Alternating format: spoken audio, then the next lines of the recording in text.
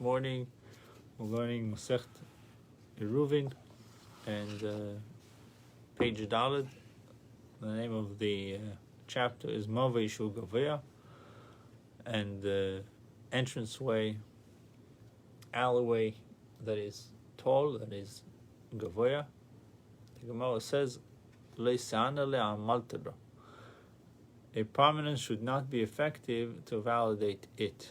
We said about the doors of the antechamber and the entrance of the antechamber and the entrance of the sanctuary, that the doors were not used primarily to block, to protect, like what usual doors are for, to close the door so it protects you and keeps the people out.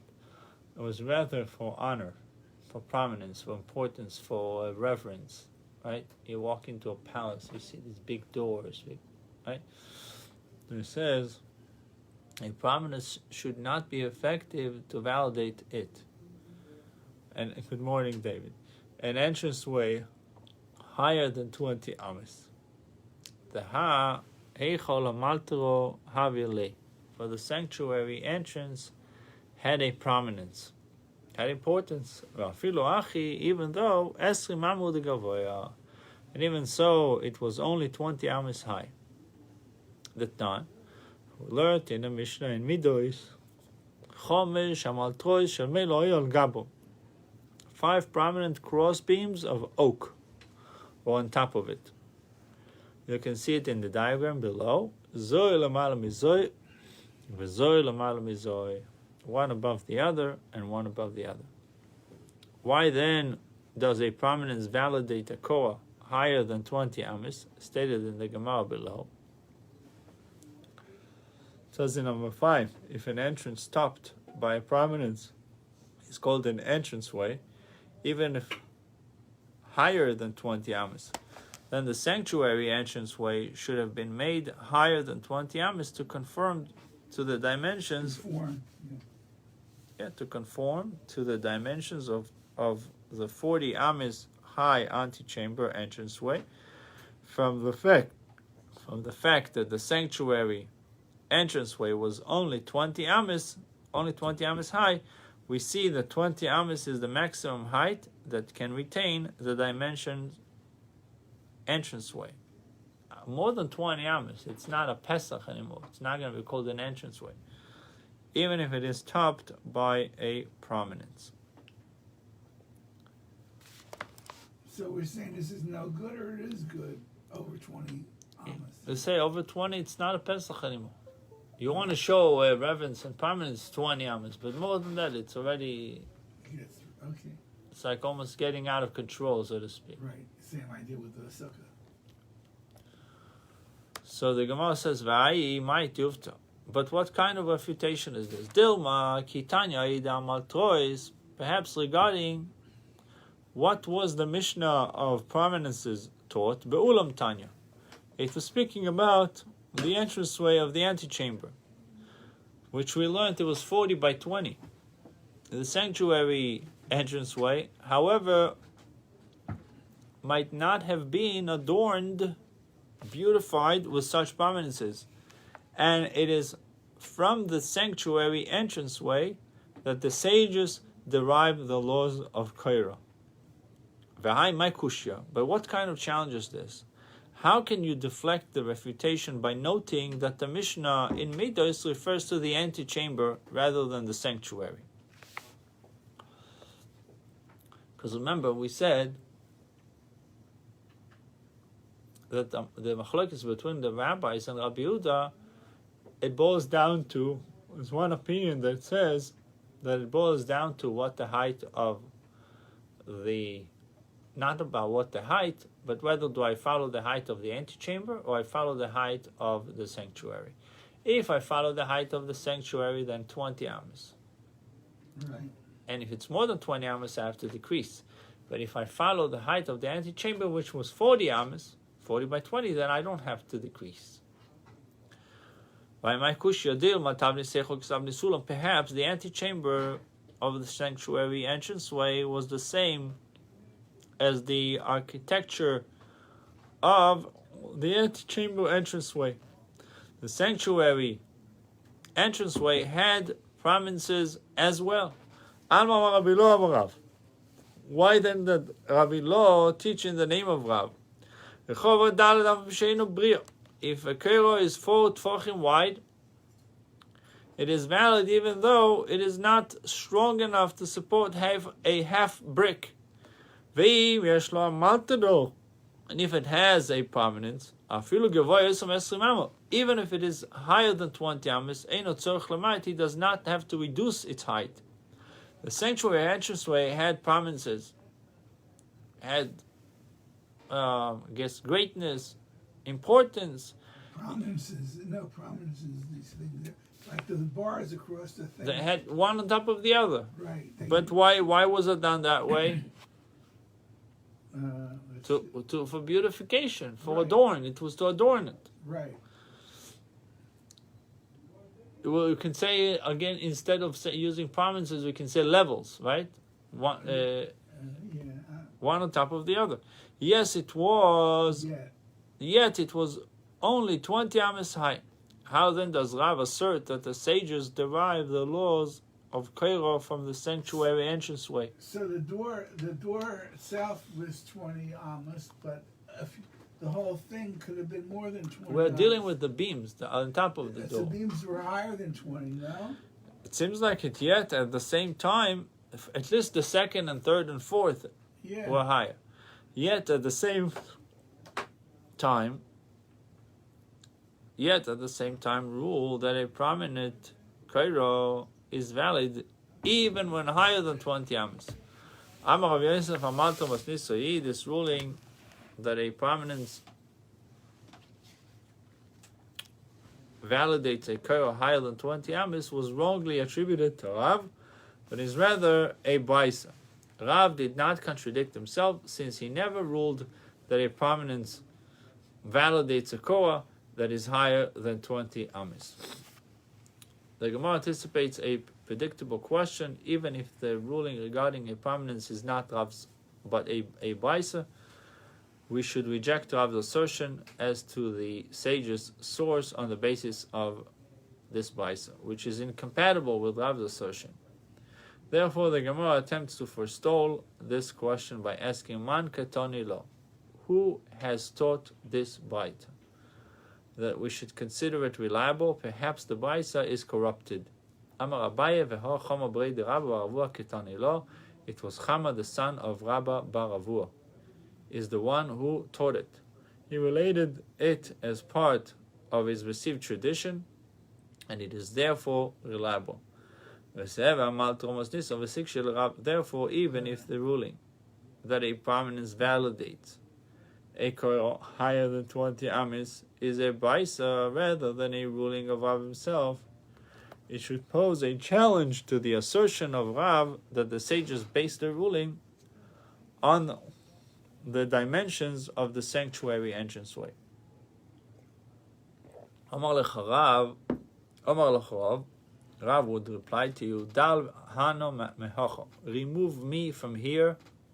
This question is not specifically an objection to my statement. Are the two brises not contradictory?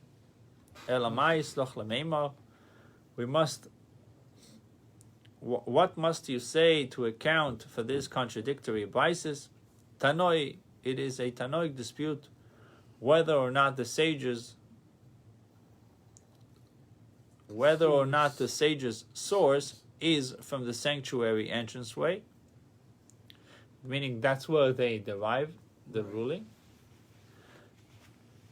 The first baita holds that it is their source, and they would accordingly invalidate a kairo higher than 20 amas, even if it is prominent, whereas the second baita holds that it is not the source. According to me as well, it is a tanoic dispute reflected in those two baitas, and my assertion that the sages derived the ruling from the sanctuary entranceway accords with the view of the first baita. Without the assertion of Rav that the sages derive the ruling from the sanctuary entranceway, and that this is indeed stated in the first Baisa. Masnioso adode leikashi. The two Baisas are not contradictory, rather, according to both Baisas, lerabbonon keiro taimamai. What is the reason for the ruling of the sages that a keiro not be higher than 20 amis? Mishu mei keira, so that it serve as a reminder to differentiate between a mavoi and a shus harabim. According to the sages, a keira higher than 20 amis is not sufficiently noticeable to serve as a reminder, and it is therefore disqualified. But if it has a prominence, then it is highly noticeable and is indeed valid.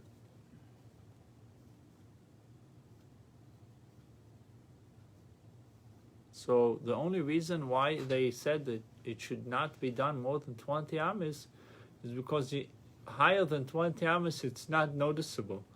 Remember the same ruling about the schach. Right. Why schach is pasul if it's higher than 20 amis? You're not noticing it. Not noticing. So it says similarly over here. Not that it's the problem is with the height. The problem is it's just not noticeable. And that which the first Baisa states greater than the entranceway of the sanctuary, which Rav understood as teaching that the sages derive the ruling from the entranceway's dimension. Simon Balma is mentioned. He is mentioned as a mere mnemonic to facilitate remembering that the maximum height of a korah is 20 amis, like the height of the sanctuary entranceway, and not some other height. Rabbi Menashe Amitay lo yisvira le'ad Rabba. But Rabbi Menashe who maintains that the reason that the sages disqualify a korah higher than 20 amis is that it is not sufficiently noticeable at such a height.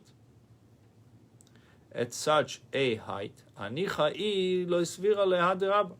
His explanation fits well if he does not hold Rabba's view of the dispute between the sages and Rabbi Yehuda concerning Sukkah.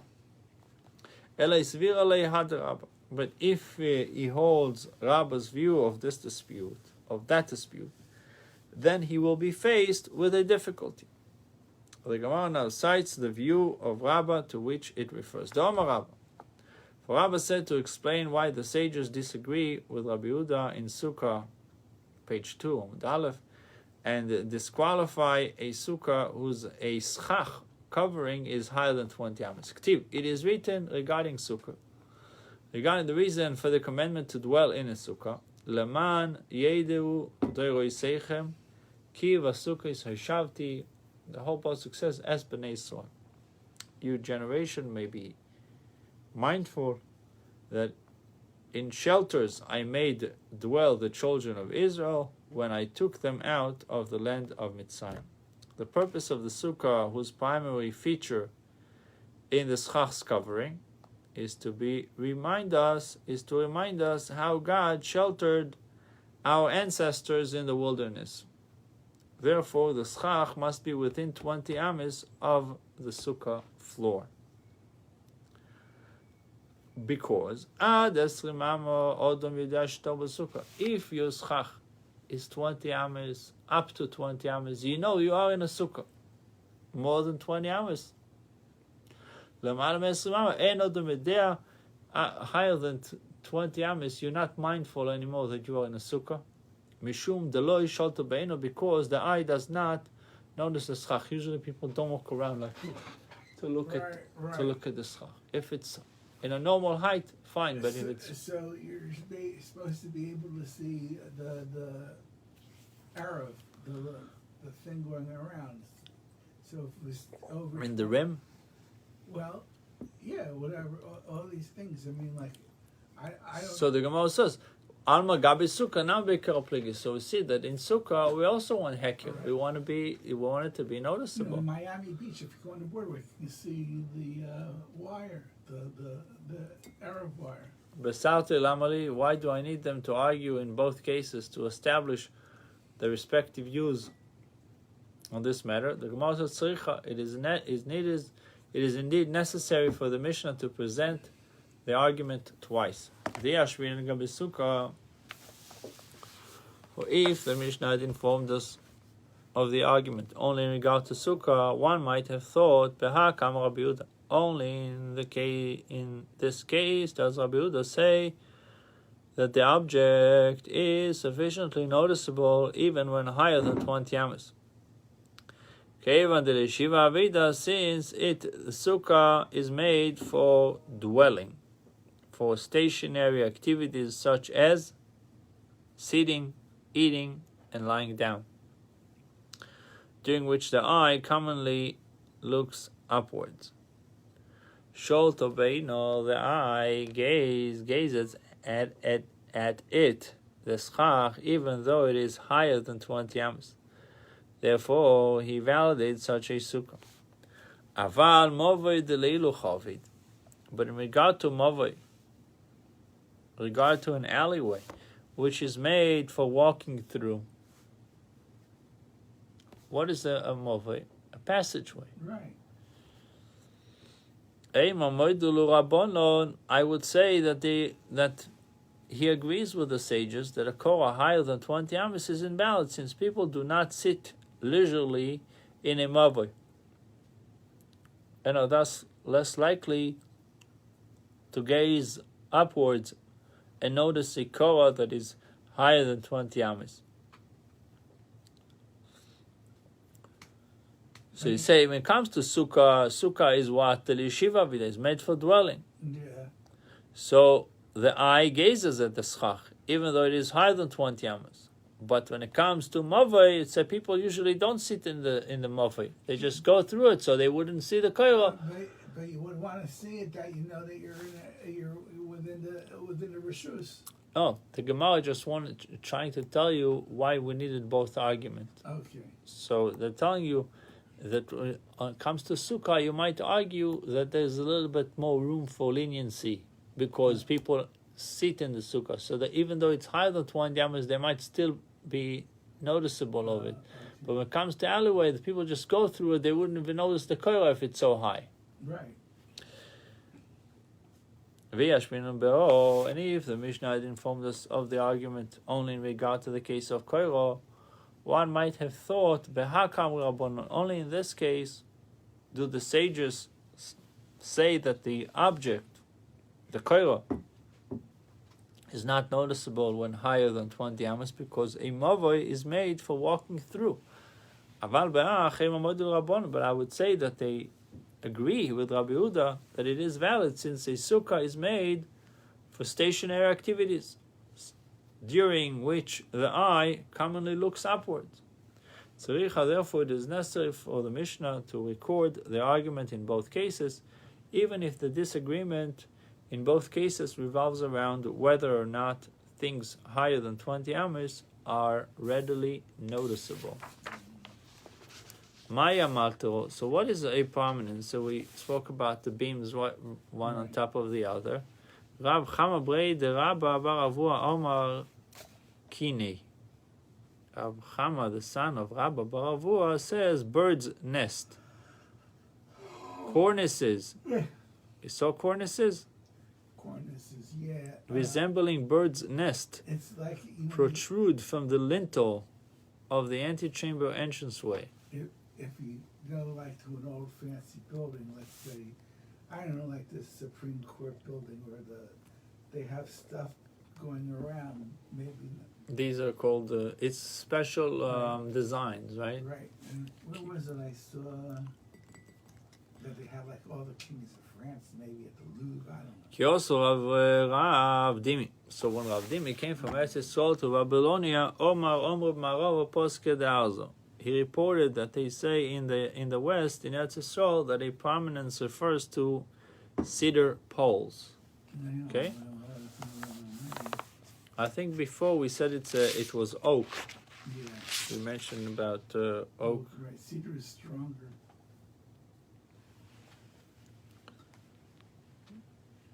You say that cedar is a stronger wood than oak? Yeah.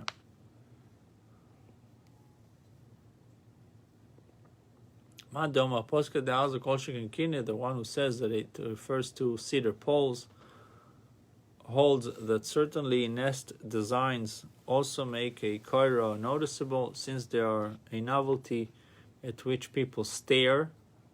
Madoma Kineva Poska de Alza. However, the one who says that it refers to nest designs limits it to such designs, but cedar poles are not sufficiently noticeable to validate a koira that is higher than 20 amas. So Madoma Poska de Alza Mai Taimo. And now what is apparently the reasoning of the one who says that a prominence means cedar poles? Why does he hold that the presence of cedar pole validates a koira higher than 20 amas? Mishum denofish mashchi.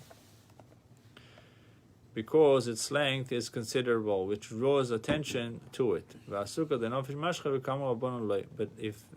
the schach of a sukkah is also a considerable length, spanning the entire sukkah. Yet the sages say that it is not valid if higher than 20 amas. David, do you have the Gemara? Curious if you are able to see what we see over here. I know that the shul has two of them. One I saw had the sticker, one didn't have the sticker. I think somebody just left it there. You should look inside, see if there's a name. No name on it. One is the shul. Yeah, I got it. Ela kivan the kachoshiv is lekolo. Rather, it must be that since the cedar pole is significant, it becomes well known. What is the law if part of the koira is within 20 amas of the ground and part of the koira is higher than 20 amas? What is the law if part of the schach of sukkah is within 20 amas of the sukkah floor and part of the schach is higher than 20 amas? Then the other part that's under 20 is kosher, and the other one is not. But is the sukkah kosher or only the part that is at 20 and less? It's like you have the. What if 10% is okay and 90% is not? Then you got in trouble. See, it's not so. Not so positive. Yeah. Because what is the main theme in the sukkah is that the shade would be more than the sun, right? Oh, then you got a problem. So if the reason why there is less shade, one of the biggest issue with 20 amas schach is that the beams are so high, the walls are so high, that it's shaded from the walls. Unless the sun is like directly on top, right? Yeah.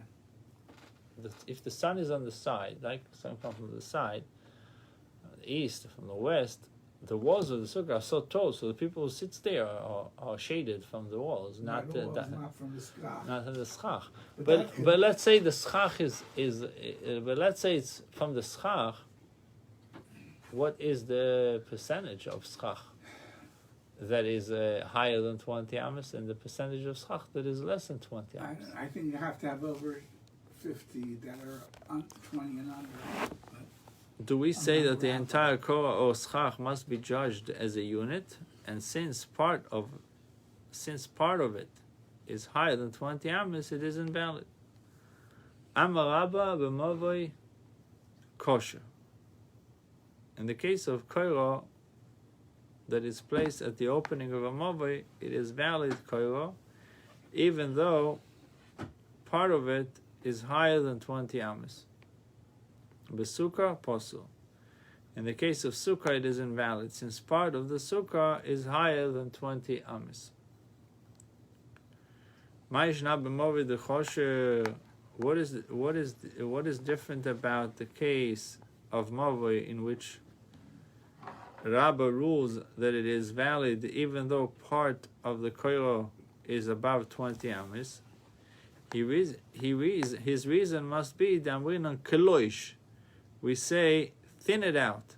Do not view the koiro as indivisible unit, but instead validate the lower part and ignore the upper part that is above 20 amas. Sukkah nami lema keloish. In the case of sukkah, then we should say also, thin it out. Ignore the schach that is above 20 amis and validate the sukkah by virtue of the schach that is within 20 amis. Why differentiate between koiro and schach? Kolasht. If you were to thin it out, if you were to ignore the upper schach, you see, the schach would be one whose sun is greater than its shade. We needed the other way around, the shade more than the sun.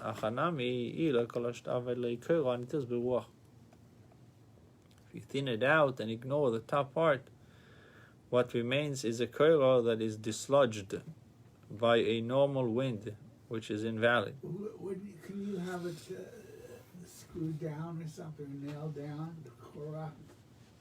Like, let's say it went between two poles. Could you nail it in so it wouldn't blow away, the korach? Yes. So why are they saying here about worrying about the wind? But it's interesting, when it comes to sukkah, in one way it needs to be a dira sarai. It has to be a outside dwelling. Outside, but also temporary dwelling. Temporary, true. Your permanent dwelling during sukkah needs to be in the sukkah, but the sukkah itself is a temporary dwelling. Right. If you're making a real construction, the idea is to go out of the house, to go out from a permanent. The main thing is the schach. Right. So I had my friend Oliver Sholem. He was an engineer. He built a sukkah at Rutgers in New Brunswick. A tornado could knock those walls down. Oh. But this, schach is good. The tornado can just take away the schach. Right. I know you're not supposed to anchor the schach itself. Not the schach. Right. But to anchor the The walls. beams you could have, but not the schach. But you got to be careful not to use metal. I don't know. So what does it mean? Rather, you are forced to say that Rabbah validates such kero because the bottoms are viewed as if they were metal rods, which have the required weight to withstand the wind, even if they are very thin. Achanami, by the same token, here too, in the case of sukkah,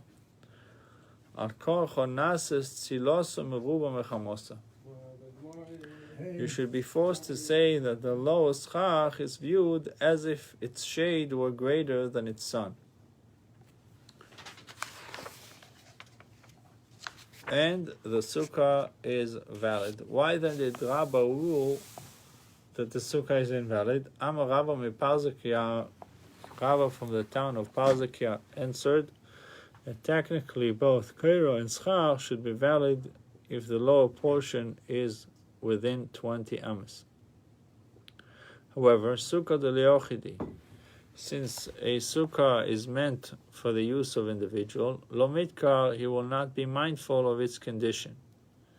To become aware of it if the lower layer of schach is removed, therefore Rabbah ruled such schach invalid. Movid del Rabbim, but there is no such concern in the case of a mover which is meant for the public to use. With the kara adod, since they will remind one another to bear in mind its condition. Therefore, there is no reason to forbid using such a koir.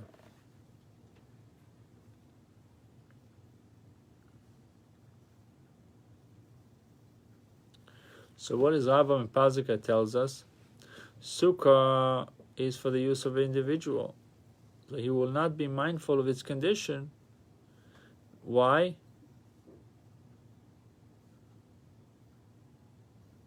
Because it's just for him. So he doesn't so particular about its condition. Movid el Rabbim, but when it comes to anything, even in real estate, anything that is commercial is more expensive than residential, even if the process is the same. Why? Because commercial is being used by many. It's not just one house.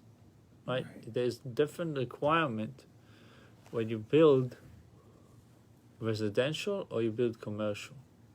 True. Building commercial is much more complex because of the they know that a lot of people are going to use it. So everything has to be the doors have to be wider. And you have the whole thing with the fire marshals. Right.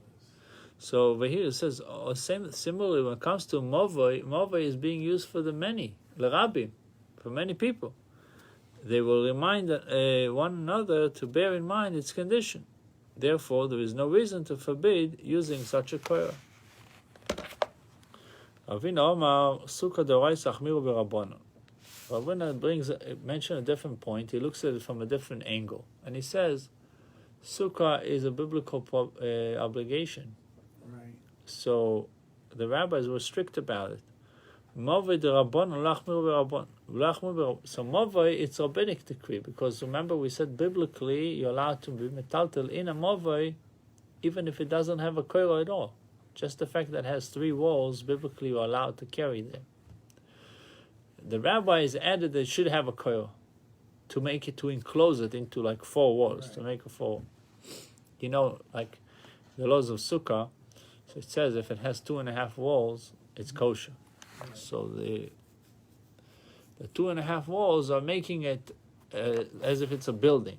So when it comes to Movei, the 3 walls it's already a enclosure. Right. The 4th makes it the beam, the cross beam, makes it a complete enclosure. Yeah. So the rabbi said, okay, you can be metalton in a Movei. But the Torah said you can metalton Movei even with 3 walls. Now, Movei de Rabbon Lachmir, so over here tells us, in the case of Movei, which is a rabbinic precept, the requirement that a Movei be adjusted with a koira is rabbinical. The rabbis were not stringent. Rabbi Masno toward the above cited discussion concerning the ruling of Rabbah in the opposite way. Omar Rabba said, the Movei Pasul, in the case of a koira that is placed at the opening of a Movei, it is invalid koira since part of it is higher than 20 amis. Sukkah ksheiro, but in the case of Sukkah, it is valid as long as part of the schach is within 20 amis. I don't know what happened. Let's see.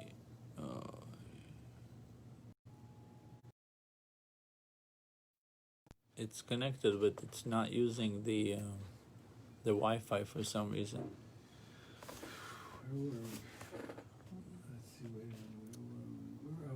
An alternative version of Rabba's ruling and the ensuing discussion. The